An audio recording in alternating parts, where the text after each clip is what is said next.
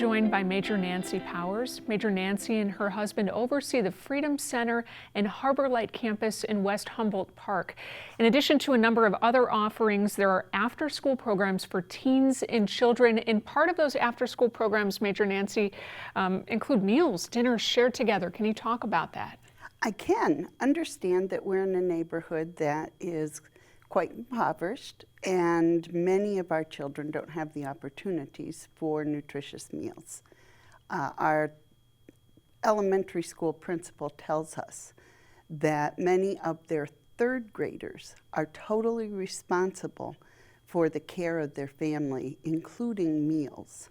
So understand that that 8 or 9-year-old child would be responsible for making a meal. And that might look more like a Snickers bar than the meal you would want your family to have. So Monday through Friday, we provide a full nutritious meal after school. And children, any child between 0 and 18 years old can come in for a free meal. No reservation needed. They just walk in the door and are given a full meal. Do you see a need for it? How many kids come in? Depends on the day. We have anywhere from maybe just 20 to sometimes 100 kids that'll come for a meal.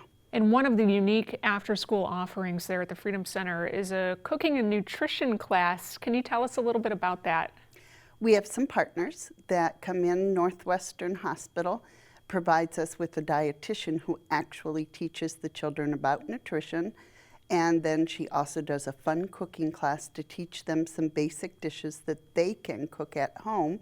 And then our food pantry can give them the ingredients they need to make the dish when they get home. And the children will then learn to make a nutritious meal. And if they come each time the class is offered, by the end of the year, they're going to have 26 meals that they can make at home for their families. But it gives the children some real pride and some real excitement. And they oftentimes are going to try foods that they might not have been willing to just say, I'll try that orange thing. They say a carrot's good for me. But when they have actually cleaned it, washed it, prepared it, cooked it, they're more willing to try it and are more positive about it. So the cooking classes are really fun. The kids absolutely love them. And it gives them the skills they need to prepare the meals at home. Can you speak to access to healthy, nutritious foods, specifically in the neighborhood that you serve? We have a food pantry, and we are seeing the requests for food have almost tripled in the past 3 months. The requests for food partially because the school was on strike and the teacher strike, children were home more and parents needed food. But we are seeing that parents are more and more desperate in trying to pay their bills and they just don't have the money for food. So we want to make sure that they have the nutritious food. They can come once a month with us. Oftentimes they don't have the ability to take a full grocery order home because they're walking. So they can divide that and come each week and get part of that food order so they can then take it home with them. But we make sure that we cover all the food groups in that food order. There are several other food banks in the area that we work very closely with, purposefully making sure that we cover all of the days and all of the parts of the month. We're open Monday through Friday with the ability to do special things. I'm not above delivering food to somebody's house if they are unable to get out or if there are special needs. And I know that at the Freedom Center, you're always looking for new ways to serve the community's youth. What are some of the ideas you have moving forward too for new programs and services? The kids that we have today are different than the kids that we've had even 5 to 10 years ago. These kids want to validate who they are. They want to be seen for who they are. So part of what we want to do is teach them to express themselves. We're doing videos, video editing, music programs so that they can create a band, then film themselves and put together their own music videos. We're doing coding so they can do their own computer programming, basketball is always a favorite, as well as the cooking classes and those kinds of things.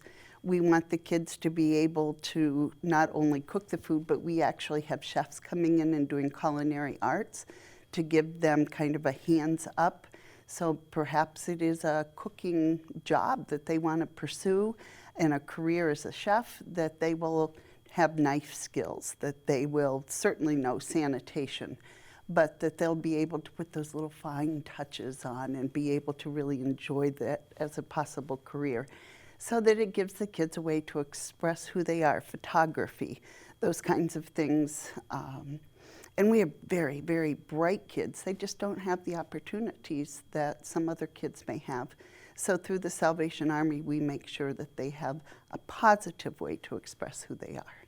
How important is it to equip the children in the neighborhood with skills like nutritional education and cooking a meal that might be healthy for their brothers and sisters? Well, let me give you an example. The other day, Mom came in to see us because her child didn't like, there were 4 options for a meal, and he didn't like any of the 4, and she wanted us to come up with something else. She said at home, she just feeds him noodles. And I said to the young man, noodles are great to fill your tummy, but they're not going to give you any nutritional value. You're not going to get anything that's going to keep your skin and teeth and your bones and your hair looking really well. You're not going to get anything that's going to give you muscles or growth. And by the time that we got done talking about that, he looked at me and said, "So what are they going to do for me?" I said, "They're going to make it fat." And he just looked horrified. And then the very next day, he ate his dinner. And he actually tried the vegetables and whatnot. But he had no idea that eating just what he liked was not going to be healthy, because he was full. He was full on noodles, but he did not understand the nutritional value of what he was eating. So a simple conversation does wonders. And then when you add that he would understand, you know, what green leafy vegetables do compared to protein, so he understands the value of a wide variety of foods, is extremely important. And where we have basketball and all these other programs, we can teach them, if you want the energy to play basketball, then this is what you need to be eating. So we can tie the programs together and really show them the importance of nutrition. Major Nancy, how can people tuning in contribute? The easiest way, of course, is to contribute by making a donation. And, you know, it doesn't take great volumes of money to make an impact. $1 is going to feed a child. $10 is going to provide 10 meals. So any amount of money is going to be a significant impact. If you are a child hungry, that one meal you provided, $1, is going to make a huge difference. Money is fabulous. If you have food that you would like to donate, there isn't a Salvation Army Corps in Metro that would not be thrilled for a canned food donation, or boxes of macaroni and cheese, or cans of tuna fish. Just donations certainly would help. And then get involved. You know, we love volunteers who are willing to come play basketball, come and serve a meal, come and go out on any of our programs that are serving these meals and see where your money is going. We would love to have that personal involvement as well. Major Nancy, thank you. I want to just say thank you not only to you for allowing me to come, but please allow me to say thank you to your viewers, because obviously they watched, they care. And that caring makes a huge difference in the lives of others. So may God bless you as you consider what you will do. Thank you. We appreciate your time, and thank you for joining us today.